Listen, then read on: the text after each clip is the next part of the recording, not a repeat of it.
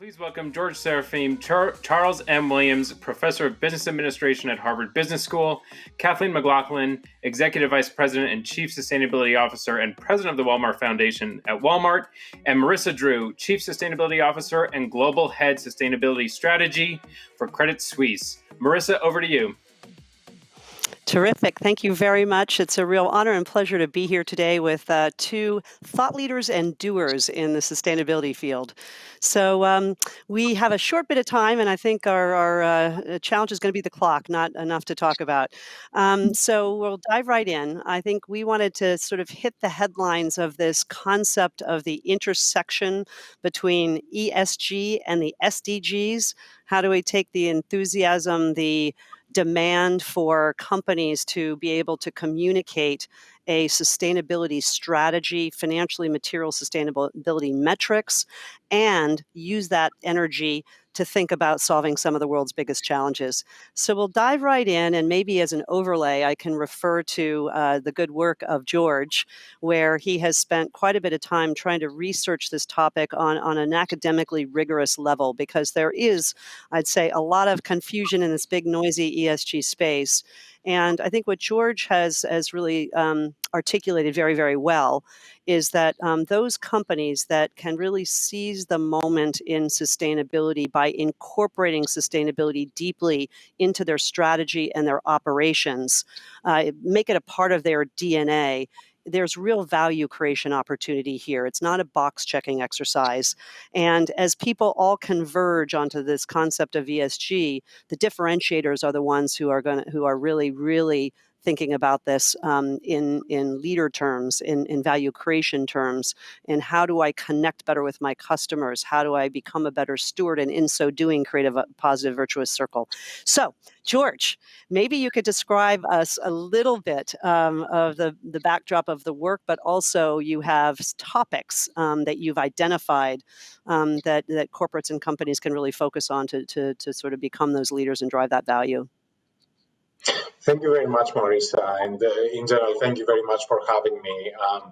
I think what you're touching on is extremely important. And let me just start by saying that it's actually the fantastic work that people like you in Credit Suisse and that Kathleen have been doing in Walmart that actually provides us with the data to actually understand many of the relationships that you identified. So I just want to highlight that if it wasn't for companies doing innovative things, we wouldn't have anything to study. So the more we do actually on the practice side, the more is it that we can understand on research. On the point that you're touching on, I think a big part of the confusion around ESG is how do you define it? And for many people, it has been defined as something that is in the periphery of the organization. Now, this is actually about something about how the organization is creating value, but it's really about the periphery of the organization, about how that value is being distributed. And I think that is the big part of the problem. As I outlined in the article as well, if you actually ESG is not part of your strategy, then you're missing a big part of that opportunity. And I think a big part of the opportunity there is actually being able to outline how it is integrated into strategy. As you said, are you concentrating on the financially material issues? And I just want to highlight something that is a misperception, that financial materiality is not a black or white thing. Something is not and something it isn't. But actually for an organization like Walmart, things are changing. The competitive environment is changing. Stakeholder expectations are changing. And as a result, issues such as future of work might become financially material issues. And actually then thinking about how do you skill, for example, just a vast workforce is a financially material issue. I think the second piece in that whole discussion is around how that integration is happening. And there is something that I think we have found a couple of things that are extremely, extremely important. The first one is that it takes both top-down and actually bottom-up approaches in order to become actually a strategy leader when it comes to ESG. What do I mean by that? What we have found is that organizations that are able to make a lot of progress with their ESG strategies are organizations that both have the leadership commitment, and importantly, that is coming from the board through compensation and aligned incentives, but also through, for example, audit committee practices and the measurement and communication to investors and other stakeholders of actually metrics that you can understand the strategy with. But it's also coming through the culture and the bottom-up actually process through which that what we call purpose, and there's a big discussion, I'm sure we'll come back to purpose, but what we call purpose is actually culture. Purpose is not actually the grand statements that you can make on a town hall speech, or that you might see on the words of the wall when you enter the headquarters, but actually purpose is culture inside the organization and actually how people feel inside the organization. I think some of those elements are really integral in terms of moving from ESG as a periphery of the organization and actually making it central, and thereby you're able to find some of those value enhancing opportunities. Well, we probably couldn't have anybody better to be a living, breathing example of exactly what you talk about. I suspect if I asked Kathleen, does she agree with this? She'd say she's in violent agreement. But I love that you also point out this almost evolution.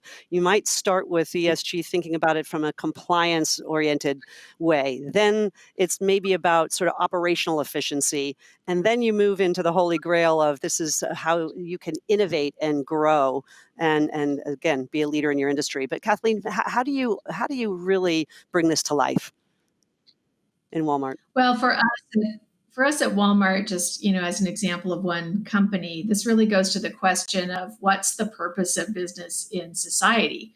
And it is to create wealth for society. And of course, that means, first of all, in providing products, services for a group of customers, things that are important to people day to day, and doing that in a way that also creates value for everyone participating in that enterprise. So the employees, the suppliers, the communities, and so on. And we actually very much believe in this notion. I think folks like Michael Porter, your colleague George, would call this shared value. This idea that the most successful companies in the long run are the ones that are providing a service through business. So addressing societal issues through business in a way that also strengthens the company. It's a management strategy. It's not CSR or philanthropy or what have you. So when we consider environmental and social and governance issues that are most relevant for Walmart, we come at it that way. So yes, we do consider risk mitigation as a lens, and we consider value creation, opportunity, and those might be things like operational efficiency. It might be longer term intangible value. And then importantly for us, it's also strengthening the societal systems that we rely on, and generally speaking, other stakeholders are relying on. So could be workforce development for entry-level people, opportunities to gain skills and advance. That's a whole system. Could be sustainable supply chains, which goes to surety of supply, quality of products, and so on. But, sustainability issues, whether it's climate, nature, human rights, economic opportunity, these are all things that matter for our communities beyond just simply surety of supply. So we form our agenda that way. And what we're trying to do is articulate what you could almost consider to be an investment thesis. Why would investing in this company help advance not just the company's success, but progress on that societal issue? So, for somebody that cares about any of the SDGs, it's understanding how does that company add value or help advance our collective efforts in that arena in a way that uses business assets and actually strengthens the business. And, that's important also just to be able to keep doing it, right? Obviously, if we're doing things in a way that's sustainable for business, it's just part of our strategy. It's who we are. We can do that, indefinitely. It's a great way of articulating that as an ethos and a mission. I point out some research that Credit Suisse did that showed in the 1970s, 17% of the value of the S&P was in intangible assets. And you look at that today, and it's nearly 90%. So the market value of the S&P is 90% intangible. So it's not a surprise then that investors are trying to look at non-financial metrics in terms of trying to identify who they invest in, how they invest, and where real value lies. And it's even more interesting when I look at the consumer staples sector, that for the sector, the intangibles are more than 100% of the average value, which is a bizarre concept, which is almost saying that tangible assets, hard assets, are almost undervalued, right, in favor of all of this. So George, in a way, you've tried to address that with an initiative, which is the impact-weighted measurement, trying to come up with some sort of systematic way to identify those financially material items. Just could you maybe share with the audience a little bit what that means? Because I think everyone's really grappling with this measurement piece because it's hard, right? It's not one number like a return on investment is, So how do you go about that? Absolutely. Marisa, you're exactly right. I think it's something that everybody's struggling with, and there is a good reason for that, because it's actually hard. And we should never forget that actually, for example, what we observe around us in terms of the financial accounting system that we have, it has taken more than 100 years actually to be created, right? So as a society, we have spent enormous amount of resources to get it right. And that's why we have the capital markets that we have today, because actually we invested an enormous amount of resources. I think in my mind, it's the same thing. It's the same journey that we have to do in order to get to the same conclusion of actually being able to understand those intangible assets that are coming through the impact that organizations are creating. And at the Impact Weighted Accounts Initiative, what we're doing is basically we're doing research on primarily three areas: environmental impact, employment impact, and product impact. And actually, once you start moving away from just measuring what I call intentions and efforts, which is what mostly ESG data is. I wouldn't say it's all that it is, but this is what mostly it is. So you're measuring policies and principles and practices and disclosures and so forth, and you actually start measuring outcomes of all of those efforts from in terms of environmental outcomes, in terms of employment outcomes, in terms of outcomes for your customers. Actually, you find an enormous amount of information, both for management to be making better decisions, but also for investors to be making better decisions. Now, I just want to give you just a few examples of what we have been finding. One of the things that we have been doing is we have been looking at individual products, may that be cars or cereal or financial service, and really trying to understand what's the impact that they are creating to the customers and the nearby communities. And now, actually, now that we're doing it systematically, for example, for automobile manufacturers, for pharmaceutical companies, for consumer staples or consumer discretionary, one of the things that we have started finding is that actually the products that are having a more positive impact on their customers actually exhibit higher sales growth over time.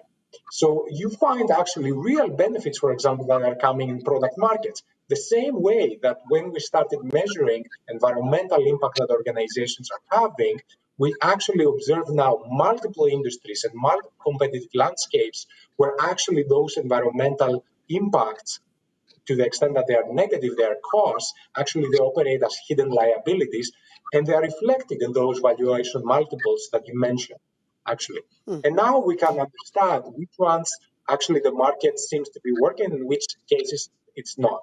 And just the last thing that I will say on that topic, I think we just need to make real progress in understanding those relationships, not only just measuring and having some disclosures, but actually what do those disclosures mean? I think to move to in reimagining capitalism, I really believe that we need to deeply understand that impact transparency is fundamentally a human right for the 21st century and something that we all need to embrace.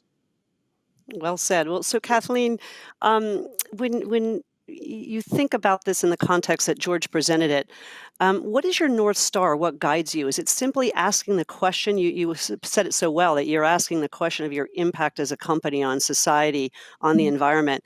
Is that what leads you to the place to identify what's important? Or how do you put this into practice, maybe with some concrete examples? I think the audience would appreciate that. Yeah. What we do is we engage stakeholders, including customers, associates, suppliers, investors, community leaders, to understand what they view as the most material, environmental, social, and governance issues relevant for Walmart by virtue of what we do for a living. What is our business? Mm-hmm. And then with those issues in mind, we develop strategies to try to advance outcomes. So as George said, if the issue is climate change, then what's the outcome in terms of our emissions profile? If the issue is economic prosperity of our associates, then the outcome would be advancement. And how do people actually thrive because they've been employed at Walmart? New skills, advancement, and so on. And then more broadly in the systems writ large, what role can we play working in partnership with others to tackle climate change overall in food systems or workforce development overall in different economies for entry-level people? So with each of those issues, we define what are the outcomes that people are looking for. What are the elements of the system at play that need to be shifted, whether they're things internal to Walmart or things more broadly in the economy or in supply chains? Could be policies, practices, resource flows, mindsets, culture, networks, all kinds of things in the system itself. And then what assets do we have that we can bring to bear through our company, through philanthropy, through partnerships with others that could help accelerate progress against those systemic things? So, for example, in terms of emissions reduction in supply chains, we've engaged 2,300 suppliers now who are all signed up for an initiative that we call Project Gigaton, which is to remove a gigaton of emissions from global supply chains. And they're very specific actions they're taking around energy, waste, packaging, product design, deforestation, sustainable agriculture, and so on. And we can track those actions and then how they lead to the outcome. So as George said, you ultimately want to get to the outcome metric. So they're now collectively reporting about 230 million metric tons of emissions avoided through this program that has all kinds of good intentions, right, and efforts in terms of, things that we're doing, they're doing, and people like World Wildlife Fund and so on. But we are very much trying to connect it then to the outcomes and learn what helps us all go faster. And when you have that approach, I mean, it strikes me as it does lead, as George says, to innovation and growth, because it probably allows you to identify opportunities with a different lens you would have never seen.